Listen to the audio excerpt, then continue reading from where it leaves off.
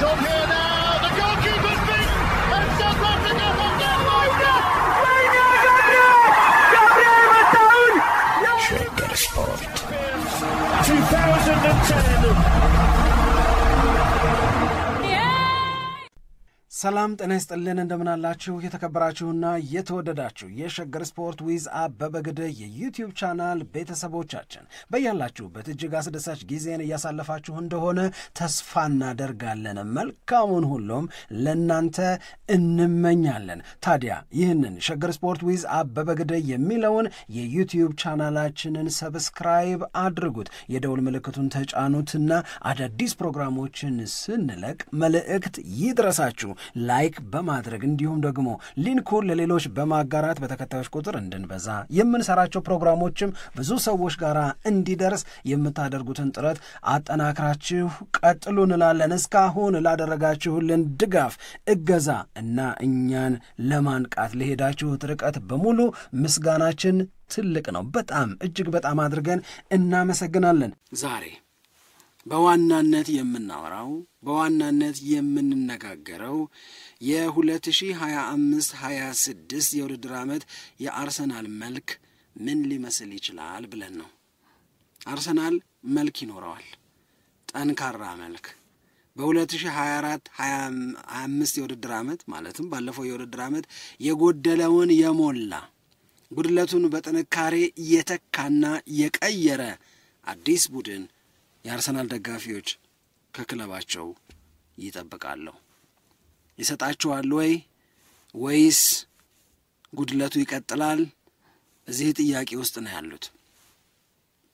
ነጥቦችን ማንሳት ስንጀምር መነሻ ሊሆን የሚገባ የሚመስለኝ እንደኔ አርሰናል ላለፉት ተከታታይ የውድድር ዓመታት ጥሩ ቡድን አላቸው ከሚባሉት የፕሪሚየር ሊጉ ክለቦች መካከል አንዱ ነው።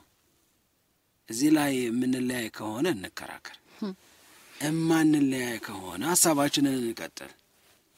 አርሰናል ጥሩ ቡድን አላቸው ከሚባሉት የፕሪሚየር ሊጉ ክለቦች አንዱ ነው ስንል ባለፉት ጥቂት የውድድር ዓመታት አርሰናል የሚያስመዘግበው ውጤት፣ አርሰናል ያሳየው የነበረው ተፎካካሪነት ምስክራችን ነው ብለን ነው ይዘን የምንቀርበው። ለሶስት ተከታታይ የውድድር ዓመት ሁለተኛ መውጣት፣ በየውድድር ዓመቱ ሁለተኛ ሲወጣ ከዓመት ዓመት ይታይ የነበረው የቡድኑ መሻሻል፣ እንዲሁም አርሰናል በተፎካካሪዎቹ ላይ የፈጠረው የመከበር ስሜት፣ እነዚህ ማሳያዎች ናቸው። አርሰናል ላለፉት ጥቂት የውድድር ዓመታት በፕሪሚየር ሊጉ ጥሩ ቡድን አሳይተውናል ከምንላቸው ክለቦች መካከል አንዱ እሱ ነው ስንል፣ ነገር ግን የአርሰናል ደጋፊዎች ይሄ ጥሩ ቡድን አላችሁ እየተባሉ እንዲቀጥሉ አይፈልጉም። ጥሩ ቡድን ከሁለተኝነት ወደ አንደኝነት ሲለወጥ ማየት ይጓጓሉ። ከሁለተኝነት ተላቆ ወደ ሻምፒዮንነት መሸጋገሩን ይናፍቃሉ። ይህን ሲሆን የምናየው በ2025-26 መሆን አለበት የአርሰናል ደጋፊዎች መልእክትና ሐሳብ ነው። ባለፈው የውድድር ዓመት በአርሰናል ቤት ውስጥ ትልልቅ የሚባሉት ኢሹዎች ምንድን ናቸው? ለምንድነው አርሰናልን ባለፈው የውድድር ዓመት ከሊቨርፑል በላይ ሆኖ ያልጨረሰው፣ ከሰበሰበው ነጥብ በላይ ጨምሮ ያልሰበሰበው ብለን ስንል በአርሰናል ቤት ውስጥ ከነበሩት መሰረታዊ ወይም ትልልቅና ዋና ዋና ኢሹዎች መካከል የቡድኑ ላክ ኦፍ ዴፕስ ነው ይላሉ ባለሙያዎች። ቡድኑ ስብስቡ ጥሩ ነው፣ ነገር ግን ጥልቀት ይጎለዋል። ነገር ግን አማራጭ ማብዛት ያስፈልገዋል። አሰልጣኙ አምኖና ፈቅዶ የመጀመሪያ ተሰላፊ የሚያደርጋቸው ተጫዋቾች ጥሩ ናቸው። የትኛውንም ቡድን የመግጠም ከየትኛውም ቡድን ጋር በሚደረግ ጨዋታ ጥሩ ውጤት የማምጣት አቅም አላቸው። ነገር ግን እነሱ የሆነ ነገር የሆነን እንደሆነ ወይ ቀይ አይተው የተቀጡ እንደሆነ ወይ ተጎድተው ከሜዳ የራቁ እንደሆነ አማራጩ ሲሳሳ ያኔ እናያለን። ላክ ኦፍ ዴፕስ የሚለው አርሰናል ቤት ውስጥ ባለፈው የውድድር ዓመት ዋና ጉዳይ መሆኑን አይተናል።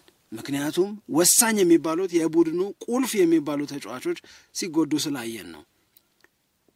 ጋብሪኤል ማጋሌሽ፣ ማርቲን ኦዴጋርድ፣ ቡካዮ ሳካ፣ ካይ ሃቨርትዝ፣ ጋብርኤል ሄሱስ፣ ማርቲኔሊ፣ ካላፊዮሪ እያልን ብንሄድ ቤን ዋይት በጣም ዋና ዋና የምንላቸው ተጫዋቾች ጉዳት ነበራቸው። 3 ወር 4 ወር ከዛም የበለጠ ጊዜ ከሜዳ የራቁ የአርሰናል ተጫዋቾች ነበሩ። እነዚህ የአርሰናል ተጫዋቾች ተጎድተው ከሜዳ ሲርቁ ቡድኑ ላይ የሚታየው ክፍተት ስብስቡ ዴፕዝ ቢኖረው ኖሮ ይታይ ነበር ወይ ብለን ስንጠይቅ ነው ይሄ ሐሳብ ልክ መሆኑ የሚገባን የሚመስለኝ።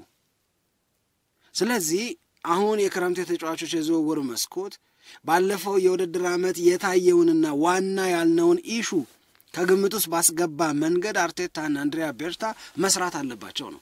የቡድኑ ዴፕዝ መጨመር አለበት። አሰልጣኙ የመጀመሪያ ተሰላፊ በሚላቸው ተጫዋቾች ብቻ የሚተማመን አሰልጣኝ ሆኖ መቀጠል የለበትም። የመጀመሪያ ምርጫዎቹ አንድ ነገር ቢሆኑ ሁለተኛ ምርጫዎቹ አገልግሎት የማያጎድሉ መሆን መቻል አለባቸው። ይህንን ከግምት ውስጥ ያስገባ የዝውውር ተሳትፎ አርሰናል ያደርጋል። ሞር ዴፕዝ ይፈልጋል። ስኳዱ ትንሽ በሊቨርፑል ደረጃ፣ በሲቲ ደረጃ፣ በቼልሲ ደረጃ ሊመጣ ወደሚችልበት ስራ መገባት አለበት። ስለዚህ አርቴታ ለመምረጥ የሚቸገር አሰልጣኝ እስኪ እናርገው ነው። ከገሌና ከገሌ ማንን ያሰልፍ ይሆን? ሁለቱም ምርጦ ነው፣ ሁለቱም አሪፍ ሆነው፣ ሁለቱም ጥሩ ምርጫ ሆነው ለምርጫ ሲቸገር እስቲ የአርሰናል ተጫዋቾች ለምን አልሰለፍኩም ብለው ሲነጫነጩ እንስማ። እዛ ደረጃ ላይ ያደርሱታል ወይ? 2025-26 ይሄ ሊስተካከል ከሚገባው ይስተካከላል ተብሎም ተስፋ ከሚደረግበት ነገር መካከል አንዱ ይሄ ነው። ጥሩ ዜና ወይም ከዚህ ጉዳይ ጋር ተያይዞ ሊነሳ የሚገባው በጎው ነገር አርሰናል በጣም ተለሳልሶም ቢሆን የሚፈልጋቸውን ዝውውሮች በዚህ ክረምት እያከናወነ ነው። አይታይም፣ ምክንያቱም ኮንፊርሜሽን አልወጣም። ኮንፊርሜሽን ባይወጣም ግን በጣም በእርግጠኝነት ነው የምነግርሽ የማርቲን ዙቢሜንዲ፣ የኬፓ አሪዛባላጋ፣ የክሪስቲያን ኖርጋርድ ዝውውር አልቆ ቁጭ ብሏል። አልቆ ቁጭ ብሎ የሚጠበቀው ነገር ጨርሻለሁ ብሎ ፋይናላይዝ አድርጌያለሁ ብሎ ኮንፊርም የማድረግ ወሬ የቀራቸው 3 ዝውውሮች ናቸው። እነዚህ አልቀዋል፣ ወደኋላ የማይመለሱ ናቸው። ምናልባትም ፈርመው ሊሆን ይችላል። አናውንስመንት ብቻ የቀራቸው ዝውውሮች ናቸው። ይሄ ቅድም የምንለውን ሞር ዴፕዝ እንዲኖረው ለማድረግ ስብስቡ በጣም በጣም ያግዛን ነው። እንደነዚህ ያሉ ተጫዋቾች ወደ ኤምሬትስ ስቴዲየም ደርሰዋል የሚለውን በአእምሮአችን እንያዝና ተጨማሪ ሞር ኤክሳይት የሚያደርጉ የሚደንቁ የበለጠ አቅም ለአርሰናል የሚሰጡ ዝውውሮች ላይ አርሰናል ስሙ ተያይዞ እየተነሳ ነው የሚገኘው። ከነዚህ ስሞች መካከል ቤንጃሚን ሼሽኮ፣ ጋዮ ኮሬሽ፣ ሮድሪጎ ምናምን እያለን እንሄዳለን። አሁን ጥያቄው ሊመጣ ነው፣ ወደ ውይይታችን ልንገባ ነው።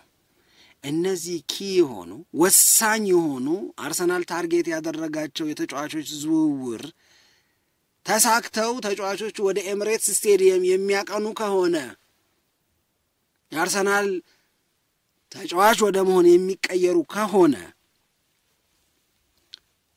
የአርሰናል የመጀመሪያ ተሰላፊ የሚሆኑትን ኤ ቲም እንለና የአርሰናል የመጀመሪያ ተሰላፊ አይሆኑም የምንላቸው ቢ ቲም አድርገን 2 ቡድን እንስራ ነው።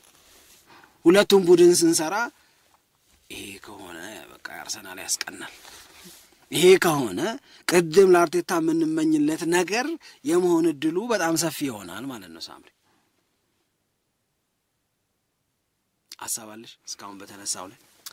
አው ይሄንን እና ቢሆን እንሰራዋለን ግን የተነሳው ቀደም ሲል የተነሳው ሐሳብ በሙሉ ወይም ደግሞ ወደ ውይይቱ የተንደረደርንበት የአርሰናል ደጋፊዎች 100% እንዲሆን የሚፈልጉት ነው ብዬ አስባለሁ።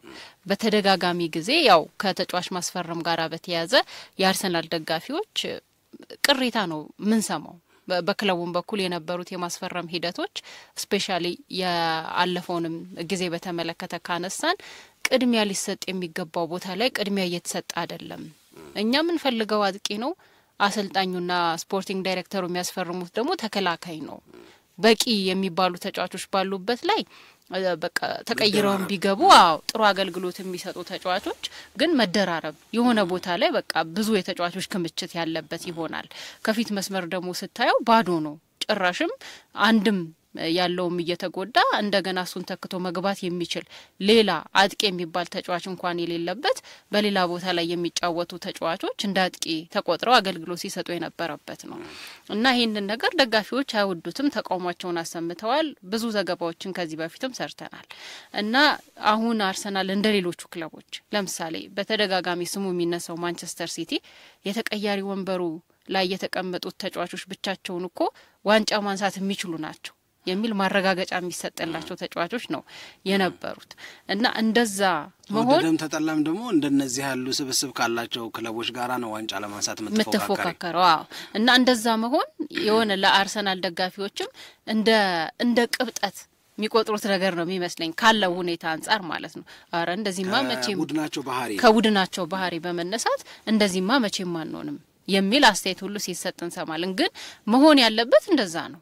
ማለት የመጀመሪያ ተሰላፊ 11 ውስጥ ያሉት ተጫዋቾችና እነሱን ተክተው በሚገቡ ተጫዋቾች መካከል ያለው የችሎታ ልዩነት በጣም ሰፊ ክፍተት እንዲኖረው አይፈልግም ማለት ምክንያቱም ያው ተጠባባቂ ተጫዋች ማለት ዋንኛ ተጫዋች የሚጎዳ ወይ የማይሰለፍበት እድል ከተፈጠረ ያንን ተጫዋች ተክቶ የሚገባ ማለት ነው። አገልግሎቱ ተመጣጣኝ መሆን አለበት እና ያ መሆኑ ምንም ጥርጥር የለውም። በተለይ ደግሞ በዘንድሮ የውድድር ዓመት ከሊቨርፑልም ከቼልሲም እንደዚሁም ደግሞ ከማንቸስተር ሲቲም አንጻር ስትመለከተው በጣም የተትረፈረፈ አይነት ተጫዋች ያላቸው እንደሆነ ያያየን ነው። አንደኛ ያስፈረሙ ነው፣ ሁለተኛ ያሉትም ተጫዋቾች ከዚህ በፊት ጥሩ አገልግሎት የሚሰጡ ናቸው። ስለዚህ ብዙ ተጫዋቾች አሏቸው እና ያንን መሰረት አድርጎ አርሰናልን በዛ ልክ መዘጋጀት አለበት። ስለዚህ ይሄንን የሚያደርግ ከሆነ አርሰናል በትክክል ይሄን የሚያደርግ ከሆነ ያልኩት የተጠሩትን ተጫዋቾች የሚያስፈርም ከሆነና አሁን በኋላ እንደምናነሳው የአርሰናል ኤ ቲም ቢ ቲም ብለን እንደምንዘረዝረው ያንን ወደ ተግባር የሚቀይር ከሆነ በጣም ጥሩ አካሄድ ነው የሚሆነው ለአርሰናል። ይሄንን እኮ ነው አይደለም እንትና የሚያለው እኮ ዊሊያም ጋላስም እኮ በቀደምለት ያለው እኮ እሱ ነው። ዊሊያም ጋላስ የቶማስ ፓርቴን መሸኘት በተመለከተ ሐሳብ ሲሰጥ ወይም በቶማስ ፓርቴ እና በአርሰናል መካከል ስምምነት ላይ ለመድረስ መቸገር አለ ምናምን ብሎ ሲጠይቁት እኮ የተናገረው ነገር አርሰናል ቶማስ ፓርቴን ባይሸኝ እንደሚሻል አርሰናል ኖርጋርድን ማስፈረሙን ይደግፈዋል። አሪፍ ነው። አርሰናል ማድረግ ያለበት መተካት አይደለም፣ አርሰናል ማድረግ ያለበት መጨመር ነው። አሁን ሁለቱ በጣም ይለያያል። ባለሽ ላይ መጨመር ነው እንጂ የነበሩሽን ሸኝተሽ አዲስ ማምጣት አይደለም። እሱ ሌላ መላመድ። ስለዚህ አዲስ ማምጣት ባሉሽ ላይ ለመጨመር በቦታ ላይ ለመገኘት ወይም በቦታ ላይ ተመራጭ ተጫዋች ለመሆን መፎካከርን የሚጋብዝ እንዲሆን አድርገሽ አዲስ ተጫዋቾችን ማምጣት ነው እንጂ ነባሮቹን ፓርቴን ሸኝተሽ ኖርጋርድን ጆርጊኒዮን ሸኝተሽ ዙቢሜንዲን ስታመጪ ያው ነው የሚሆነው። አንድ ነገር ሲሆን ቀጥሎ የምታስገቢው ተጫዋች ማጣት ነው የሚመጣው ነው የዊሊያም ጋላስም ሐሳብ። ስለዚህ የስኳድ ዴፕዝ ለአርሰናል በጣም ነሰሲቲ ነው። ግን ይሄንን እውነት እንዳለ ተቀብለን አርሰናል እያደረገ ያለውን ነገር ደግሞ እኔ በበኩሌ በጣም በጥሩ መንገድ እየሄደ ነው። እኔ ከዚህ በፊትም ስልሽ እንደነበረው ሌሎቹ ጨረሱ፣ አስፈረሙ፣ አስጨረሱ፣ አስተዋወቁ፣ ፎቶ ተነሱ፣ ቪዲዮ ታየ ምናምን አይደለ አርሰናል ምንም አላደረገም የሚል ስሜት ውስጥ ያለ አርሰናል ደጋፊ የኛ ቡድንስ ብሎ መጠየቁ አይቀርም። ግን ቅድም ያልናቸውን ተጫዋቾች ዝውውር በኔ እምነት አጠናቋል። የዙቢሜንዲን የኬፓ አሪዛባላጋን እና የኖርጋርድን ዝውውር ጨርሷል አርሰናል። አንድ ላይ ሰበሩም ዜና ምን ጠብቀው ነው የሚሆነው ማለት ነው። ስለዚህ እንደነዚህ ያሉ ነገሮችን የምናደርግ ከሆነ ይሉና የአርሰናል ሰዎች በዚህ የተጫዋቾች የዝውውር መስኮት ላይ እየሰሩ ካሉት ስራ በመነሳት በ2025-26 የውድድር ዓመት አርቴታ በአብዛኛው የመጀመሪያ ተሰላፊ አድርጎ ሊጠቀማቸው የሚችላቸውን ተጫዋቾች ኤ ቲም ይሉታል አርሰናል ውስጥ የመጀመሪያው ቡድን እንደማለት ነው። እሱ ቀዳድም በቃ ቀድሞ የሚያስገባቸው ተጫዋቾች ናቸው። አሁን ኤውን ቡድን ስናነሳ እኔ እዚህ ላይ ማንም ቅሬታ የሚያነሳ ወይ ደካማ ነው ምናምን የሚል አይመስለኝም። ይሄ ኤ ቡድን አርሰናልስ ኤ ቲም ስንል የአርሰናል የአሰልጣኙ የመጀመሪያ ምርጫ በሆኑ ተጫዋቾች የሚገነባው ቀዳሚው ቡድን ስንል ነባሮቹን ተጫዋቾች ብቻ አይደለም ሳምሪ፣ ያስፈርማቸዋል ብለን የምንጠብቃቸውን ታርጌት ያረጋቸውን ተጫዋቾች ዝውውር ይጨርሳል ብሎ በማመን ካጠናቀቀ ዝውውሩን አርሰናል የሚኖረውን መልክ ነው እያሳየን ያለ ነው፣ ወይም ለማሳየት እየሞከርን ያለ ነው። በዚህ መረዳት ውስጥ ይሁኑ። ዴቪድ ራያ ነው ግብ ጠባቂው። ምን ታወጭለታለች ዴቪድ ራያ? ምንም ታወጣለት። ከዛ ባክ ፎሩ ላይ የሚኖሩት ሴንተር ባኮቹ ጋብሪኤል ማጋሃሌሽ እና ዊሊያም ሳሊባ ናቸው። አይደለም በፕሪሚየር ሊጉ በአውሮፓም ላይ ምርጥ የሴንተር ባክ ፓርትነርሺፕ አላቸው ከሚባሉት ክለቦች አንዱ አርሰናል። ከዛ ፉል ባኮቹ በግራ በኩል ስኬሊ አለ፣ በቀኝ በኩል ቲምበር አለ። ምን ልታወጭለት ይችላልሽ? ይሄንን ነው ያዡ። ይሄንን ኤ ቡድን ነው ይሄ።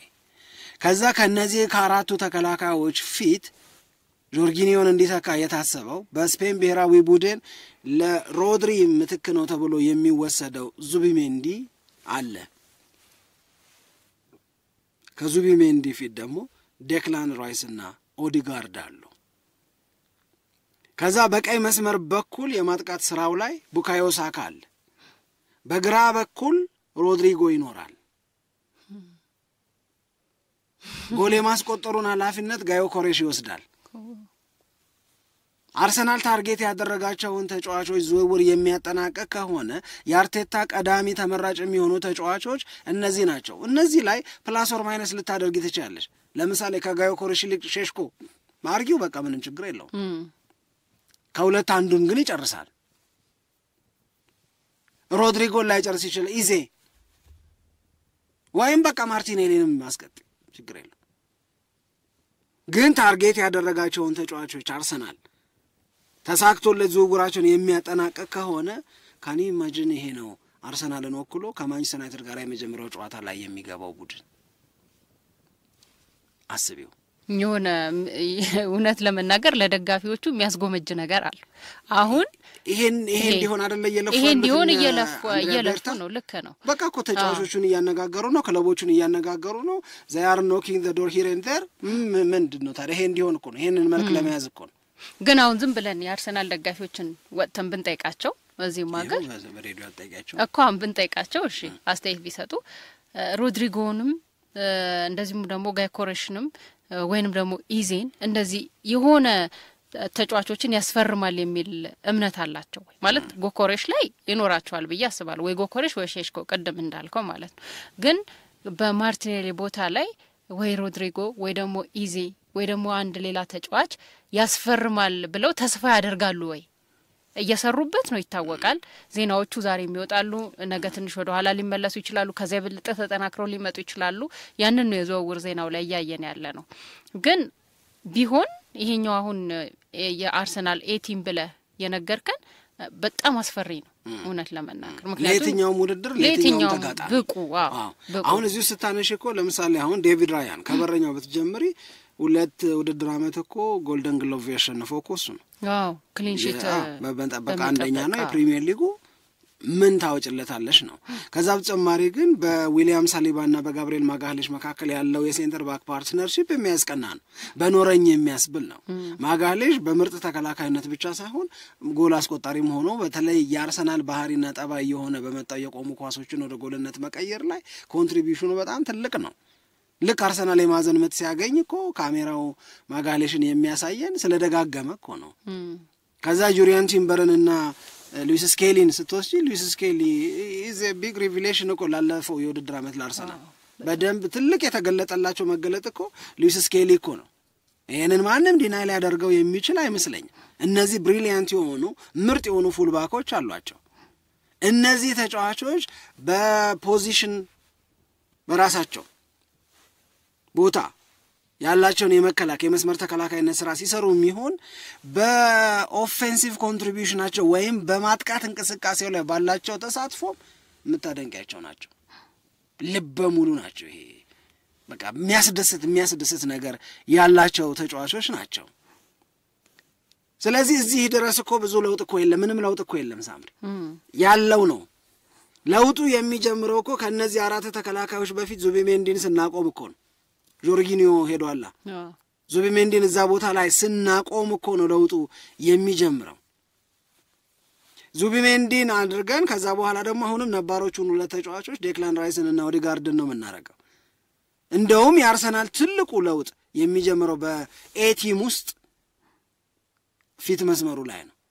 ፊት መስመሩ ላይ አሁን አንቺ ስታነሽ የነበረው የአርሰናል ደጋፊዎችን እንጠይቃቸው ስትይ የነበረውን ጉዳይ ብናነሳ ሳካ ነው ባለበት ይቀጥላል።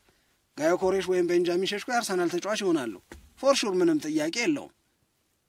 ካላበዱ በስተቀር እንደዛ አያደርጉም። ትተውት አያልፉም ይሄንን ቦታ በአንድ አሪፍ 9 ቁጥር ተጫዋች ሳያመጡ።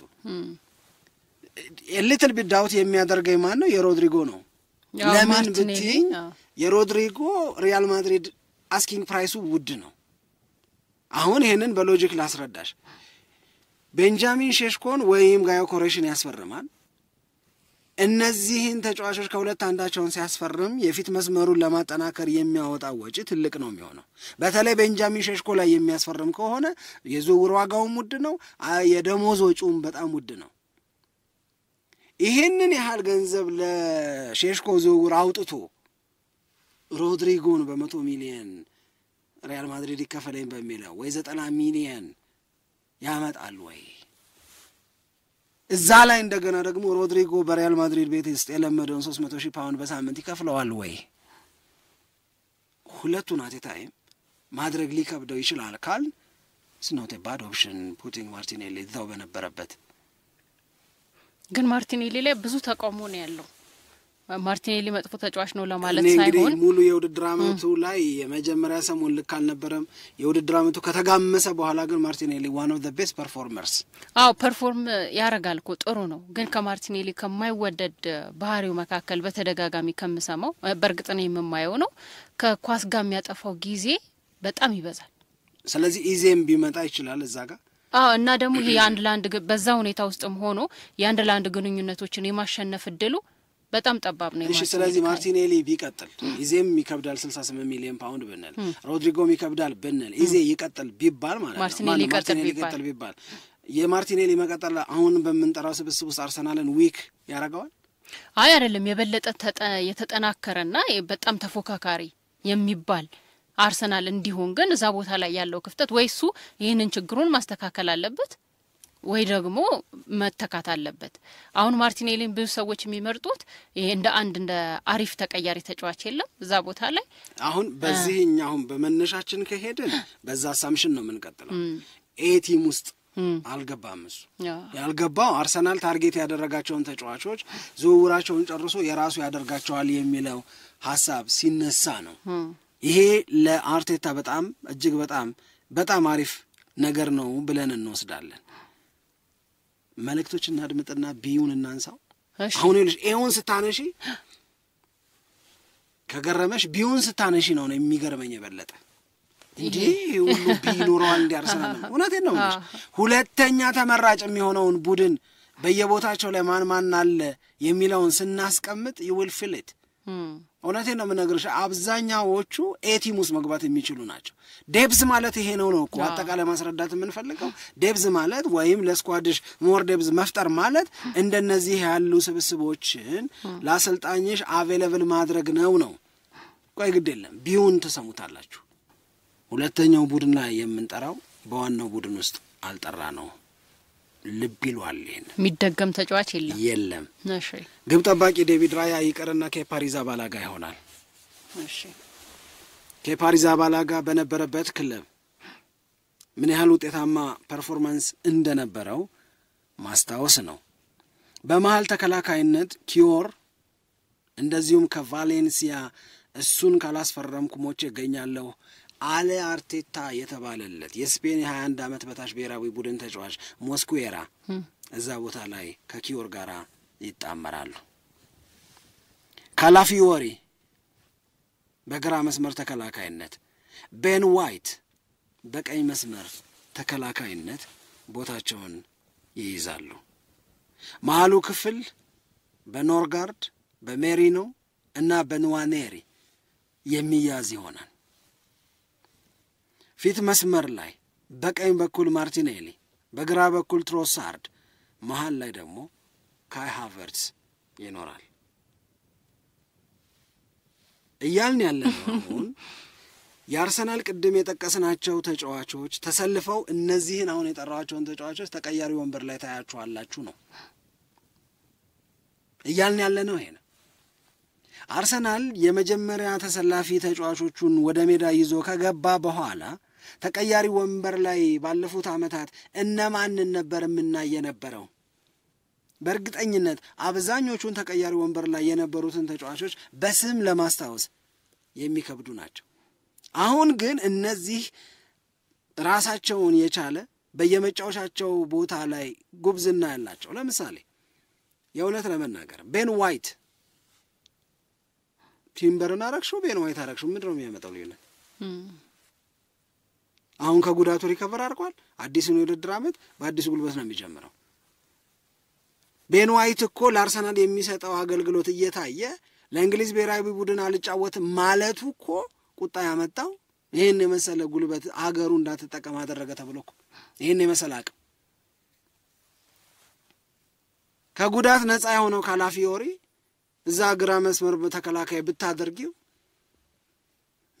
ዛሬ ይሄ ልጅ ሊያስበላን ነው የምትይው አይነት ሰው አይደለም፣ በጭራሽ አይደለም። ኪዮር ምን ማድረግ እንደሚችል ማጋለሽ በተጎዳ ጊዜ እኮ አይተናል። በቃ ለአሰልጣኝ ኦፕሽን ማለት ይሄ ነው። የሚጫወቱትን ተጫዋቾች ቻሌንጅ የሚያደርግ መጣውብህ የሚል ማጅራታቸውን ላበላብ የሚያደርግ በቅርብ ርቀት የሚገኝ ማለት ነው። የኑዋኔሪ እድለቢስነቱ አርሰናል ቤት መገኘቱ ለኔ እዛው አርሰናል ቤት እሱን እኮ ነው በጣም አሪፍ የሚጫወትበት ቦታ እዛው አርሰናል ቤት ስኬሊ ያገኘውን እድል አስቢው። ሄደ የተሰፋ መሰለ ለዛ ለሚናው ስኬሊ ለሚናው የተሰፋ ተጫዋች መሰለ። ኑዋኔሪ ምንም የሚያንሰው ነገር የለም፣ ግን ሳካ ኖረ ምን ይደረግ። አሁን እኮ ቢ ቡድን ብለን በመንጠራው ቡድን ውስጥ የሱ ቦታ የማን እንደሆነ አውቀሻል? የኦዲጋርድ እኮ ነው። ምን ያርገው እዛ ጋር? ለዛ ነው በሚጫወትበት ቦታ ምክንያት የሱ ጉዳቱ እዚህ ክለብ መገኘቱ ነው የምልሽ እንጂ ምንም የሚያንሰው ተጫዋች ሆኖ አይደለም። የሳምራዊ ጣመ ፈገግታ ካይ ሃቨርትስ ሲባል ካላራራሹ በስተቀር ምን አስቤ ነበር የመጀመሪያው ኤቲሙ ላይ የጠራ ነው አይነት ነገር ነበር የመሰለኝ። እዛ ውስጥ የገባ ነበር የመሰለኝና አሁን በተጠባባቂነት ከሚጠቀሱት ተጫዋቾች መካከል አንደኛው ይሆናል ሚሳከው ካሁን ዝውውሮቹ እና ተጫዋቹ በሁለተኛ ተጠባባቂ ቡድን ውስጥ ነው የሚገኘው የሚለው ሐሳብ በጣም አስገረመኝ። መጀመሪያ ላይ እዛ ትልቁ ቦታ ላይ ወይንም የመጀመሪያው ቲም ላይ አስገብቸው ስለነበረ በሐሳቤ ማለት ነው።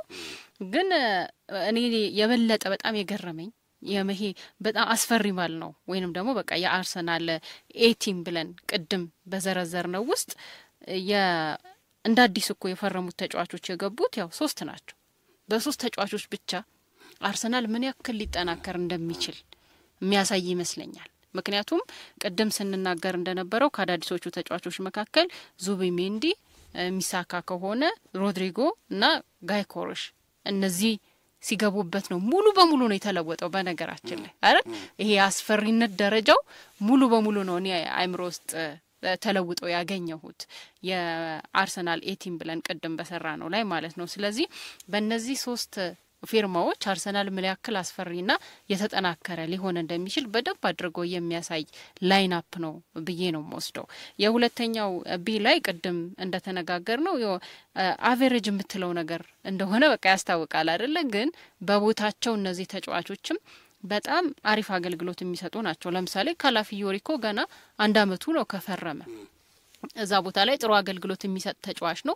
እንደውም ካላፊዮሪ ይሄ የማጥቃት ችሎታውንም በተመለከተ ብዙ ሰዎች ያደንቁለታል። ችግሩ ምንድነው ፊዚካሊ የሆነ ሳምንት ላይ ይጎዳል የሆነ ሳምንት ላይ ደግሞ ጥሩ ሆኖ ወደ ጨዋታ ይመለሳል በቃ በሚቀጥለው ሳምንት የኛውን እንቅስቃሴውን ይደግመዋል ብለ ስታስብ እሱ ተጎድቷል እኔ እንደማን ረዳው ለምሳሌ እንደ ቲምበር የመጀመሪያው ውድድር አመት ላይ ከፈረመከው ምንም አልተጫወተም ግን የሁለቱ ይለያያል መሰለኝ አይደል ግን ይሄም ጉዳት ነው እኮ እንጂ የልጁ ያቀም ማጣት እኮ አይደለም ጉዳት ነው አንዳንዴ ኦን ኤንድ ኦፍ ስትሆኚ ከሪትም ትወጫለሽ ከዛ እንደገና ለመመለስ ደግሞ በጣም አዳጋች ይሆናል በጣም ከባድ ይሆናል ፈታኝ ይሆናል ያ ያወከው ነው ካላፊዮሬን ባይ ዘ ዌይ ካልሸጠው ነው ለሴሪኤው ሊመለስ ይችላል ተብሎ አሁን የኔ ግን ትልቁ ነጥብ ወይም የዚህ ፕሮግራም አሁን ምናነሳው ትልቁ ነጥብ አርሰናል ታርጌት ያደረጋቸውን ተጫዋቾች ወደ እጁ ካስገባ የሚኖረው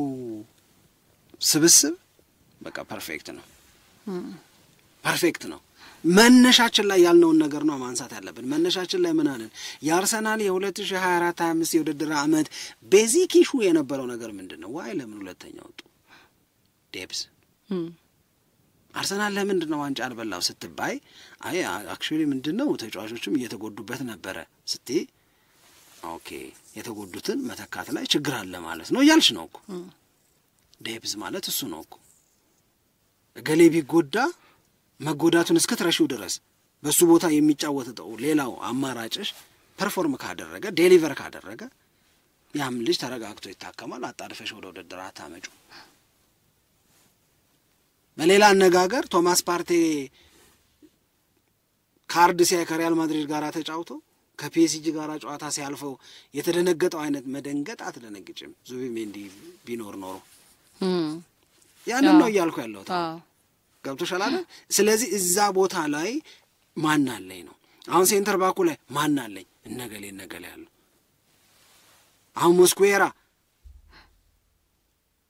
ኪዮር ተቀያሪ ሆነው ሳሊባ በቀይ ወጣ ብትባይ ኪዮር ይገባል ሞስኩዌራ ዴሊቨር ያደርጋል ተስፋው ልክ ነው አርቴታም ከዚህ በፊት የተናገረው እኮ ይሄንን የሊቨርፑል ተቀያሪ ወንበር ላይ ያሉት ተጫዋቾችና እኛ ጋር ያሉት ልዩነቱ ይሄ ነው ተናገረው ምን አርንስሎት ያለው ድል እኔ የለኝም ማለት አሁን አርንስሎት ያለውን አይነት ድል መፍጠር የሚችሉበት ጊዜ ነው እየቀናሽ መኖር ሳይሆን የቀናሽበትን ነገር የራስሽ ማድረግ በመትሽበት ወቅት በደንብ አድርጎ የራስ ማድረግ ላይ መስራት ያስፈልጋል የሚለውን ነው እኔ የማምነው ኬፓን ብትወስጂ ለምሳሌ እዚህ ባድ ጎልኪፐር አይደለም በጣም ስፔሻሊ ደግሞ እንደ ሁለተኛ ግብ ጠባቂ ካሰብከው እንዴ በጣም አሁን እኮ ዴቪድ ራያ የሆነ ነገር ቢሆን ብለሽ የምትሰጊበት ሲቹዌሽን አይደል ያለው በቃ ይሁን ኬፓ ምንም ባይሆን አሪፍ ነው ከሆነ ግን ኬፓ ደግሞ በጣም ትልቅ ልምድ ያለው ተጫዋች እኮ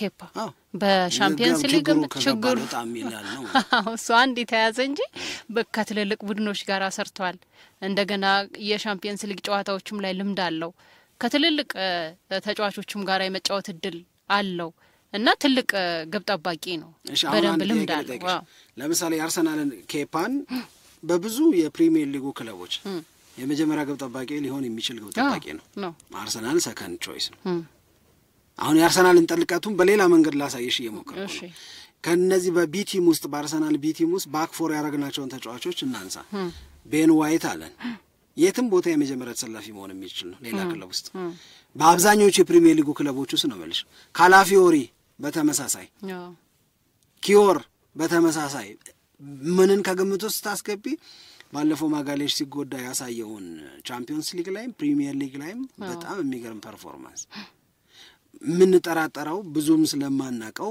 ሞስኩዌራ ላይ ነው ሊሆን የሚችለው ስለዚህ አሁን በረኛው ይሆናል ለብዙ ክለቦች የመጀመሪያ ምርጫ ይሆናል ካል ከባክ ፎሮቹ ሶስቱ የትም ቦታ ላይ ፈርስት ቾይስ ፕሌየርስ ናቸው የሚሆኑ ካል ምን እያወራን ነው ምን እያወራን ያለ ነው ይገባል ማለት ነው ሜሪኖ የትስ ቦታ ላይ የመጀመሪያ ተሰላፊ አይሆንም ከአርሰናል ውጪ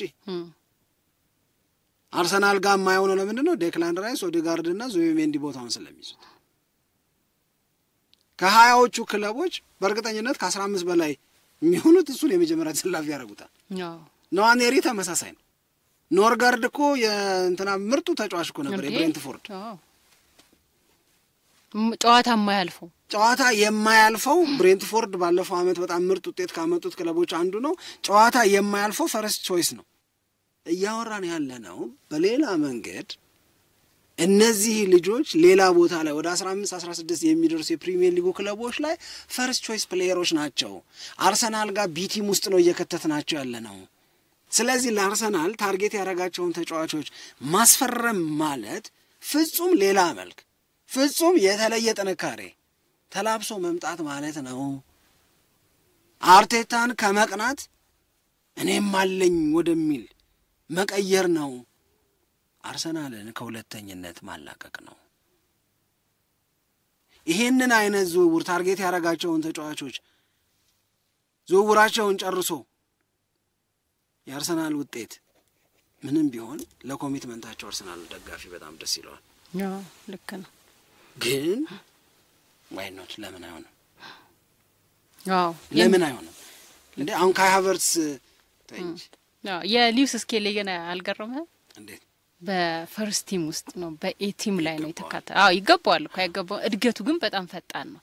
አሁን እንደነ ሃቨርቴዝ ስታይ በሁለተኛው ቲም ላይ ነው የተካተቱት ስንልና ካላፊዮሪ እነዚህ በሁለተኛው ቲም ላይ መካተታቸውና ከዛ ግን ከመጀመሪያው ቲም ላይ ሉዊስ ስኬሊ ደግሞ መካተቱ እድገቱ በጣም ፈጣን እንደሆነ የሚያሳይ። ማርቲኔሊ ሁለተኛው ላይ እኮ ከነሱ አንፃር ስታየው ግን እነዚህን ተጫዋቾች በአርሰናል ቤት እስኪ ተቀያሪ ወንበር ላይ ሆነሽ አስቢያቸውና እድል አይሰጣቸውም እንዴ ለነዚህ ምናምን ነው የሚያስብለው ለአርቴታ ራሱ ደግሞ ቆሽ ስላስታወስሽኝ ታንኪ አርቴታም ደግሞ እዚህ ላይ መስተካከል ያለበት ግትር ያለ ነገሩን መተው አለበት። ለበጣም ትልቅ ውድድርም ለበጣም ትንሽ ውድድርም ሳካን ይዞ እየተንቀሸቀሸ የሚገባው ነገር እኔ ልክ ነው ብዬ አላስብም። ካራባኦ ካፕ 3ኛው ዙር ላይ ነው አርሰናል የሚገባው። 3ኛው ዙር ካራባኦ ካፕ ጨዋታ ላይ አርቴታ ለምንድን ነው ሳካን ኦልሞስት ኤቭሪ ጌም ላይ ለምን ይዘሽ ትገቢያለሽ? ጉዳት ይመጣል፣ ድካም ይመጣል። ወሳኝ ቀን ላይ አቅም እያነሰ ሊመጣ ይችላል። ኢኮኖሚካሊ መጠቀም መቻል አለበት። ይህንን ኢኮኖሚካሊ የመጠቀም እድል ይሰጠዋል ደብዙ ካለ። የካራባኦ ካፕ 3ኛ ዙር ጨዋታ በነዋኔሪ ቢጀምር ምን እንዳይሆን እንዴ? ይሄኛው ሁለተኛ ቲም ብለን የጠራነው እንዳለ ቢገባ ብዙ ጨዋታዎችን የማሸነፍ አቅም አለው እንዴ? ትልልቅ ተጫዋቾች እኮ ናቸው። ስለዚህ ለዋንጫ የተፎካከሩ የተገዳደሩ ልጆች እኮ ናቸው አብዛኛው። ስለዚህ ፋቲክ አይኖርም ማለት ነው። ምናምን የሚባለው ነገርም አይኖርም ማለት ነው። እና እኔ የለኝም አርን ስሎት ያላቸው እድል የሚለው አስተያየት ያኔ ሊሰጥ አይገባውም ማለት ነው። ያኔ ይሄንን እስቲ አስቡት ለማለት ነው። የእውነት ስታስቡ እንደዛ የውሳኔ ማስተካከያ ካደረገ አርቴታ በዝውውሩ ላይ መበርታት። አሁን እኮ ቀደም ያነሳሽው በጣም አሪፍ ነጥብ ያነሳሽው እኮ ኤቲም ብለን ስንሰራ የስንት ተጫዋች ጭማሪ ነው ያደረግነው? 3 በጣም ትንሽ እኮ ነው። 3 ነው። ግን 3ቱ ተጫዋቾች መጨመራቸው ቢቲ ሚሽንም በለው እንዴት እንደሚያጠናክር እንዴት የተለየ መልክ እንደሚሰጠው እዚህ ላይ አብረን ግን ማሰብ ያለብን ነገር ልንገርሽ ሳምሪ። እዚህ ላይ ኮምፒቲሽን ፎር ፕሌስስ ይኖራሉ። አሁን ማርቲኔሊ ዝም አይልም የሚያስቀጥሉት ከሆነ ከክለቡ ጋር አይደል? ሃቨርትዝ ዝም አይልም ቦታውን ለማግኘት ለመጫወት ለመሰለፍ ይተጋሉ። ሜዳ ላይ ያሉት ፎር ግራንትድ አይወስዱትም። ደጅ ያሉት እየተቆለጨለጩ መቀጠል አይፈልጉም። መጫወት ይፈልጋል። የእግር ኳስ ተጫዋች ትልቁ ባህሪው መጫወት መፈለግ። ስራ ከሆነ እግር ኳስን መጫወት ዛሬ አንተ ረፍ መባል የሚያስቀየመው እግር ኳስ ላይ ብቻ ነው። በነገራችን ፋብሪካ ቢሆን እኮ ረፍት ተሰጠኝስ አድዋ 40 ቀን ዋለ ምናምን ብለሽ እኮ ቅዳሜ ሙድም ስራ የለም የስ ምናምን የምትይበት ነው አይደል? ስለዚህ እግር ኳስ ተጫዋች እዛ ደግሞ ስላላሰራሻቸው ነው የሚከፋቸው። ስለዚህ ለቦታ ለመጫወት የመጀመሪያ ተሰላፊ ለመሆን ኬፓ ዴቪድ ራያን ላይ ለቀው ይችላል። ይሄንን መልክ ይዟል ለማለት ነው። መጪው የውድድር አመት እንደዚህ ያለ መልክ ይዞ ለአርሰናል ይመጣል። የእናንተን ሐሳብ እንስማ። ሸገር ስፖርት ዊዝ አበበ ግደይ የዩቲዩብ ቻናልን ሰብስክራይብ አድርጉና የደውል ምልክቱን ተጫኑና ሊንኩን አጋሩና ይህ ፕሮግራም ብዙ ሰዎች ጋር እንዲደርስ ማገዛችሁን ቀጥሉ። ኮሜንት ሴክሽኑ ላይ ደግሞ ሐሳቦቻችሁን እያወቀን እንቀጥል። ደግሞ ባለአዲስ መረጃዎች መልሰን እናገኛችኋለን። ሰላም ዋሉልን። ኢትዮጵያ ለዘላለም ትኖር።